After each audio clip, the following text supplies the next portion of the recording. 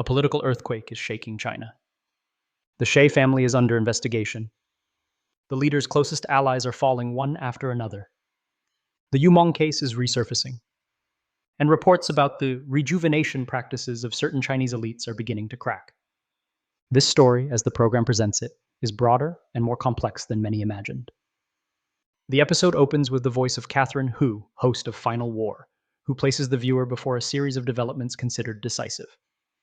The alleged figures who would have been behind the so-called Yu Menglong case, members of Xie's innermost loyal circle, and his younger brother, Xi Yuanping, have reportedly become the subjects of investigation as a result of that file. According to the narrative, their downfall is only a matter of time. In parallel, the political earthquake related to the Xie family has intensified.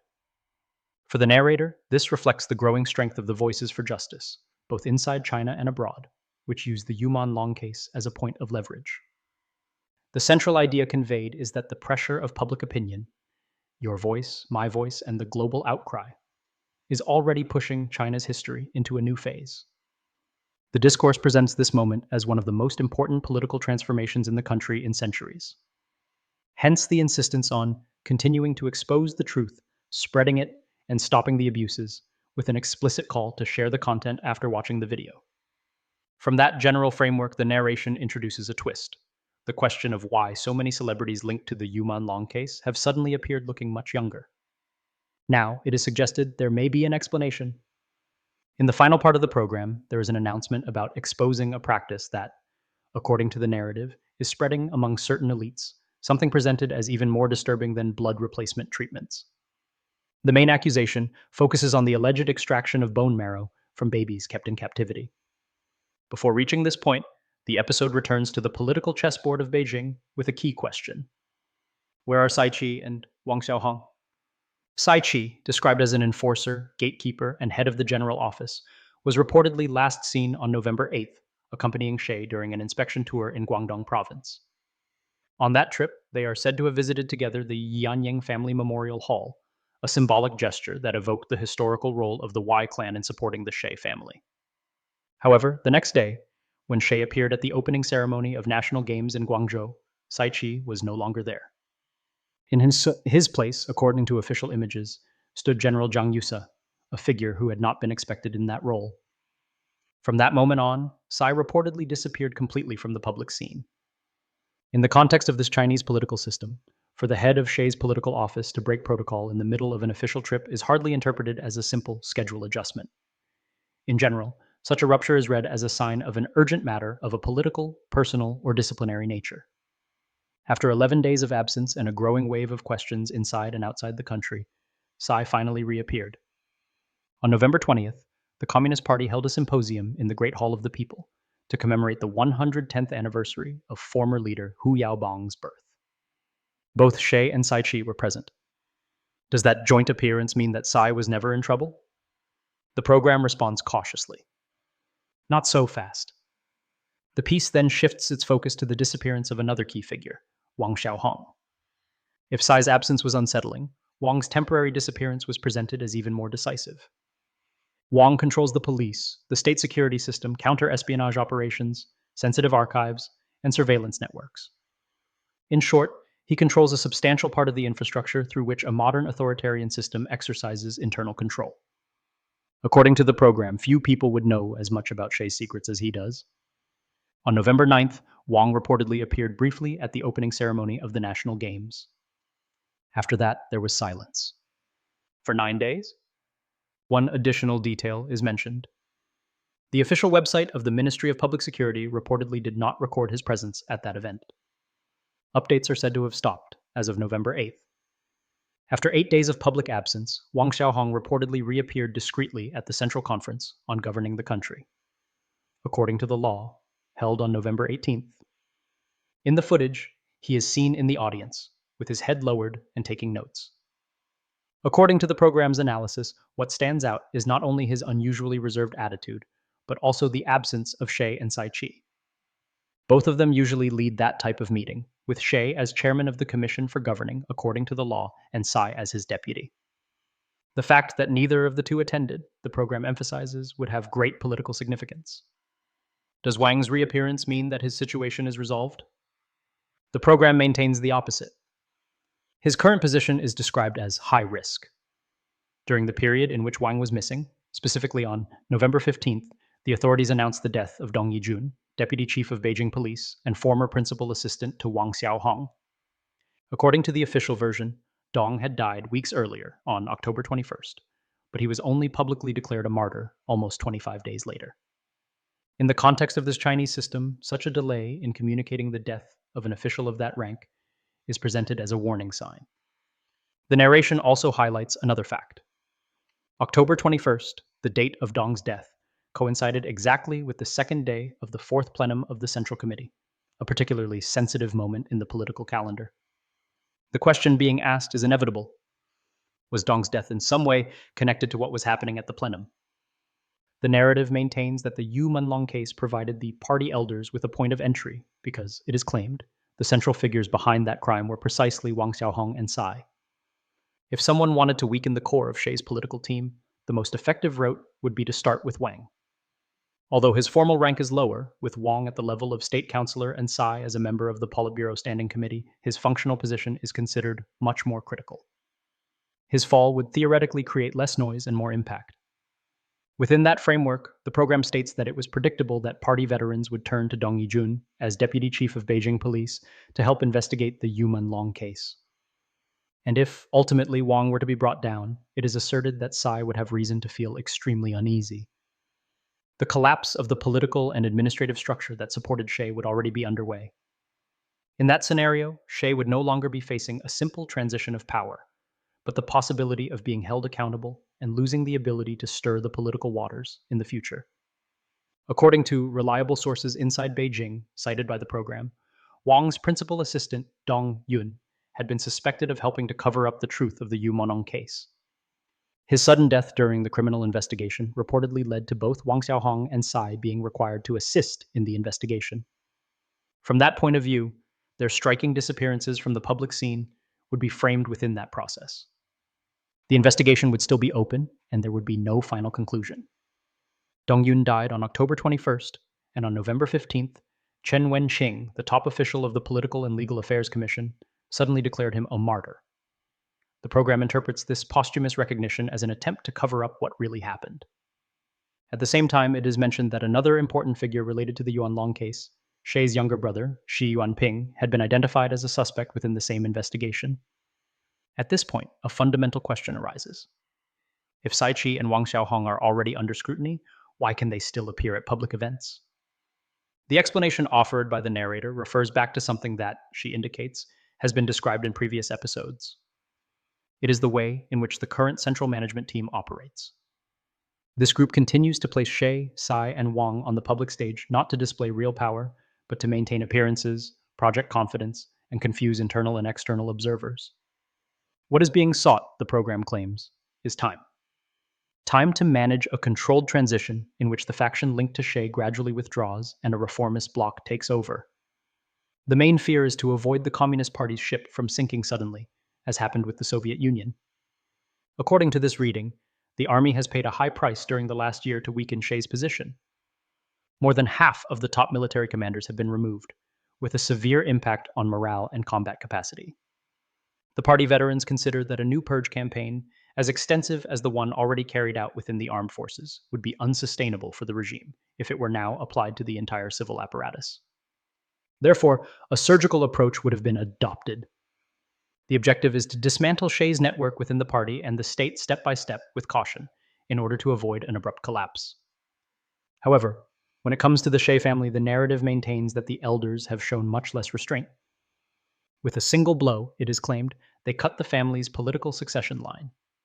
After the fourth plenum in October, the Can region reportedly became the first epicenter of the quake, with political intensity metaphorically compared to an earthquake of more than magnitude 8. Xian, known in ancient times as Chang'an, is described as the city at the geographical center of China, one of the 4 great historic capitals, and the political, economic, cultural, transportation, health, and educational hub of the Northwest. It is also the homeland of Shi Zhongxun, Shea's father, and the place where She himself lived as a young man sent to the countryside. For decades, this region functioned as the political base of the She family. Xie is said to regard Shanxi province as the true dragon vein of China, symbolically linked to the Qinling Mountains. Because of that symbolism, Xi'an would have become a kind of spiritual marker of the family's power. However, that so-called dragon vein was cut abruptly. Within a matter of months, 3 high-ranking officials from Shanxi, described as the guardians of the dragon vein of the Xie family, reportedly fell almost at the same time. One was taken away by agents of the Central Commission for Discipline Inspection, the CCDI, while he was praying in a temple. Another reportedly fell from a building, according to circulating accounts. A third is allegedly detained or may no longer be alive. The common element attributed to the 3 is their direct participation in the construction or management of the mausoleum of Shi Zhonggun, the so-called Dragon Vein project, and their dependence on Xi Yuanping. The narration maintains that this was not a chain of accidental collapses, but a simultaneous and systematic operation aimed at the symbolic core of Xi's power. Within this mosaic, the title of Guardian of the Dragon Vein fits precisely with Fan Hongwei. On November 6th, Australian-based commentator Zhang Wangjung reported that that very morning, Fan, party secretary in Xi'an and member of the Standing Committee of Shanxi Province, had been detained by the CCDI while praying in the ancient Gin Temple. 4 of his secretaries were reportedly arrested with him, and the group was immediately taken to Tianjin. The CCDI confirmed the case on November 7th. According to the same source, a special investigation team was formed for Fan's file. On the night of his detention, disciplinary inspectors in both Shanxi and Xi'an reportedly mobilized to secure control over individuals considered key. The next day, a series of arrests began that, according to the program, involved around 100 people for questioning. Another important figure is Yu Menglong, chairman of the Chinese People's Political Consultative Conference, the CPPCC, in Xi'an and considered a heavyweight cadre within Xi's network, as well as Fan's political ally. His fall was reportedly almost simultaneous. Various sources point out that he suddenly disappeared, with some rumors suggesting the possibility of suicide under pressure, although there is no official confirmation. In any case, multiple channels reportedly agree that is no longer accessible and that he possessed sensitive information about financial flows linked to the Xie family. The detention of Jing Junhai would mark another turning point. On November 11th, several independent sources, including political channels in Shanxi, contacts in the CCDI, and investigative reporters, reportedly converged on the same message. A former provincial-level party secretary had been taken into custody and transferred to a CCDI center in Bauer. Shortly afterward, the name emerged. It was Jing Junhai. The leaks did not stop there. Researchers consulted reportedly indicated that Jing's case was part of the first wave of a deeper campaign that would affect senior officials directly linked to Xi Yuanping, including leaders of large state-owned enterprises. In other words, the process had already reached the level of central state power. Jing was not just any provincial leader. What would have brought him closer to Xi's inner circle of trust was his management as propaganda chief of Shanxi, especially in connection with the major expansion of the Shi Zhonggun Memorial Site, an ecological memorial park of more than 6,600 hectares, the so-called Dragon Vein project. It was described as an enormous complex, equivalent, according to local comparisons, to 1/3 of Hong Kong Island and 9 times the area of Sun Yat-sen's mausoleum.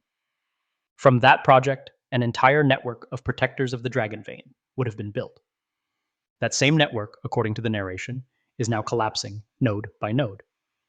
Jing's detention raises a clear question. If even the architects of Xi's symbolic power are no longer safe, how deep does this political earthquake really go? The shock in Cannes reportedly was not limited to local officials. As the investigations went deeper, one name began to appear again and again. That name was Xi Yuanping. According to multiple cited sources, the trigger for this whole chain of reactions was Yao Yijun, propaganda chief of Xi'an, who controlled some of the city's most profitable cultural and tourist assets. Between 2017 and 2021, Yao reportedly supervised the expansion of the Kujiang cultural and tourism empire, which includes projects such as the Eternal City of the Great Tang Dynasty, the Wild Goose Pagoda Complex, and the Ancient Walls of Xi'an, sites that generate constant daily income. In 2019, Yao made a decision that raised questions in political and business circles. He approved the bailout through a purchase worth 1,186 million yuan, about 176 million United States dollars, of 2 troubled real estate projects belonging to the HNA Group, which was then on the verge of collapse. For many observers, this was not simply an investment, but rather a form of political tribute. It meant using a state-owned company and public resources to plug the financial holes of a privately owned conglomerate with political connections. At the beginning of 2025, Yao was detained. According to the narrative, at first he displayed a defiant and confident attitude, convinced that nobody could touch him. However, when a central inspection team reopened his file, the situation changed and Yao began to cooperate, revealing names. The name that, according to these leaks, was repeated in almost all asset transfers, fund transfer orders, and sensitive instructions was that of Xi Yuanping. Yu reportedly kept meticulous records of WeChat messages, financial directives, and currency exchange documents that implicated both Yuanping and Vice Premier Luo Guozhong. The numbers outlined are very large. Allegedly, 60% of Yao's illicit profits went to Xi Yuanping, 20% went to Fang Hongwei, party secretary in Xi'an, and the remaining 20% stayed in Yao's own hands. In a single operation, Yao reportedly transferred 180 million Hong Kong dollars, about 23.4 million United States dollars, to Fang's account in Hong Kong. Applying the same percentage distribution, King Yuanping could have received from that single transaction more than 540 million Hong Kong dollars, around 70.2 million United States dollars. And according to the narration, that would be only one example among many. Soon, reports surfaced about the detention of 3 chairmen of large state-owned enterprises, including the head of the China State Shipbuilding Corporation. Each of these cases would again point toward Xi Yuanping. Within the system, Xi Yuanping is described as Prince Yuan, a title that reflects his enormous influence over Shi. Aligning one's career with him would have been an accelerated path to promotion. In the later years of Shi's rule, Yuanping reportedly became the true power behind the National Security Commission, one of the most powerful bodies in the country. His ability to exert influence would extend to almost every sphere, to the point of acquiring an authority close to royal, above entire institutions. In this context, the political earthquake in Shanxi is interpreted as a precision strike, carried out by forces opposed to Shi. The impact would have hit the deepest roots of his power, and would have cut the family's dragon vein. Other cited information indicates that the operation was jointly driven by former leader Hu Jintao and senior military commander Zhang Yuxia. The fall of Fun Hongwei left a power vacuum at the very heart of Shi's home province. In a system that does not tolerate empty spaces, the logical question was who would take his place. A new and unexpected name quickly emerged as the favorite. That name was Hu Haifeng, Vice Minister of Civil Affairs and son of former Communist Party General Secretary Hu Jintao. According to various political channels, Hu Haifeng is being considered for 2 positions at once, Party Secretary in Xi'an and Deputy Party Secretary in Shanxi Province. If this appointment is confirmed, it would represent a very significant symbolic reversal in Chinese elite politics since Shi came to power. According to the program's interpretation, it would mean that the reformist and pro-opening bloc marginalized for years is not only returning to the table, but is also reclaiming control of one of Shi's symbolic strongholds. The narrative adds that the tremors have not been limited to Shanxi, but have also spread to Shenzhen, another traditional stronghold of the Shi family. Shenzhen is not only the technological capital of China. For the Shi family, it is part of their personal history. Decades ago, when Xi Zhongxun was politically sidelined during the Deng Xiaoqing era, it was the Yenying family, influential in Guangdong politics, that took him in Shenzhen. He spent the rest of his life there, in a kind of silent confinement. The tensions accumulated during those years between the Shi and Dong family networks have endured across generations. Therefore, when reports emerged that Fang Zhonghua, an ally of Yu Jingsheng, a former member of the Politburo Standing Committee, was about to be appointed party secretary in Shenzhen, the symbolism was evident. 2 of Shi's deepest power bases, Shanxi and Shenzhen, would pass into the hands of families perceived as historical rivals or opponents. The political message drawn from this is that China's power landscape is entering a phase of complete generational handover, a comprehensive changing of the guard. Just as the political storyline reaches its most tense point, the episode introduces the darkest element. It is the connection with another mystery, the allegedly rejuvenated appearance of numerous celebrities linked to the Yu Menglong case. From this point forward, the narration warns that the content may be especially disturbing. The testimony is presented of an informant who claims to have worked undercover in an online fraud compound in Southeast Asia. According to his account, women over 40 years of age, victims of human trafficking and taken to these facilities, would not only be forced to participate in online scams, but would also be forced into surrogate pregnancies. The babies born from these pregnancies would be called piglets in the operator's internal jargon. The witness's account maintains that, once born, bone marrow material would be extracted from these babies to produce regenerative stem cells, which would then be turned into extremely expensive substances marketed as anti-aging treatments. The informant, who presents himself as an anti-fraud activist, appears with his face covered for security reasons and explains that he must avoid certain explicit terms to prevent his account from being shut down. The program clarifies that, at that time, it does not have independent means to verify all of this information, and therefore reproduces the testimony in essence so that the audience can evaluate it according to its own judgment. The narrative describes how women who worked in nightlife venues would be the most likely to be drawn into these foreign compounds due to their perceived greater boldness. Once there, the youngest and most attractive would be assigned to attend clients in adult entertainment environments, while those over 40 would remain in front of keyboards, managing online scams and at the same time being subjected to embryo implantation processes by in vitro fertilization. According to the description, 2 or even 3 embryos at a time would be implanted in these women, with the aim of maximizing the number of births. Each baby, once born, would reportedly be sold to biotechnology parks or life science institutes. The witness states that a piglet could reach an approximate value of 3 million yuan, and that, in the case of a woman carrying 3 embryos, the annual profit could reach 9 million. The babies would be grouped in special rooms, not left on the floor but kept in glass cases as if they were laboratory animals. They would be fed there and would only be taken out briefly when staff cleaned the room. The crucial part of the testimony focuses on the moment when the babies reach approximately 6 months of age. At that point, according to the description, technicians would access the spinal area with a small tool, make an opening, and insert a needle to extract the fluid from the inside of the bones, taking advantage of the hollow structure of certain bone sections. In this way, they would obtain the component they call the growth factor, which would later be used to cultivate regenerative stem cells. These cells would then be infused intravenously into clients with the promise of giving them a younger appearance. The informant shows what he presents as real advertisements from a Cambodia Life Sciences Institute where overnight rejuvenation is promised and where it is even suggested that certain treatments could extend life expectancy up to 120 years. According to the witness, a single bone marrow extraction from one child could be refined into 3 vials of highly purified material. Each vial would be sold on the market for about 5 million yuan, so that one extraction round every 6 months would generate 15 million yuan per child. These products would be aimed almost exclusively at celebrities and very wealthy individuals. The program shows images of the website of that institute where it is stated that its headquarters are in Cambodia, but the site offers only 2 languages, simplified Chinese and English. On its official Facebook page, the listed address corresponds to the headquarters of the Prince Group on Diamond Island in Phnom Penh. In the corporate section of the site, the main service displayed was neonatal stem cell storage. Among its 6 main sections, the Hunan Province Cell Preparation Center and the Hunan Province Tissue and Cell Bank were highlighted. The 4 qualification certificates shown on the page, according to the archive material presented by the program, had reportedly been issued by Chinese bodies, including the Ministry of Science and Technology, the Ministry of Finance, and local authorities in Hunan. Later, this information was removed from the website. The question the program raises is whether this is a purely private company or a project with a state or mixed nature, given the type of certifications.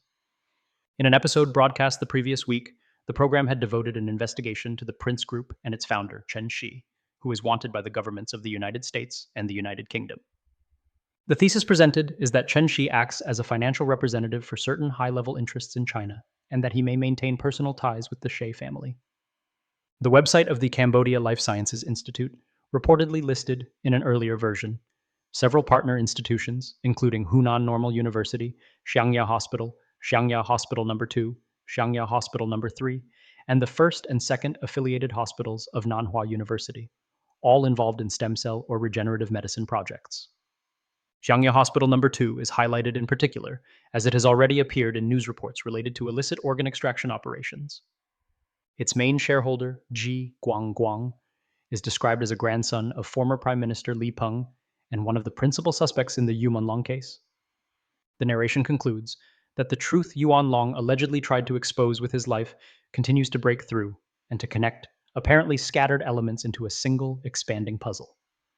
The power networks that, according to this account, would be linked to his death are shown in the process of collapsing, and the political earthquake shaking China is now presented as inevitable.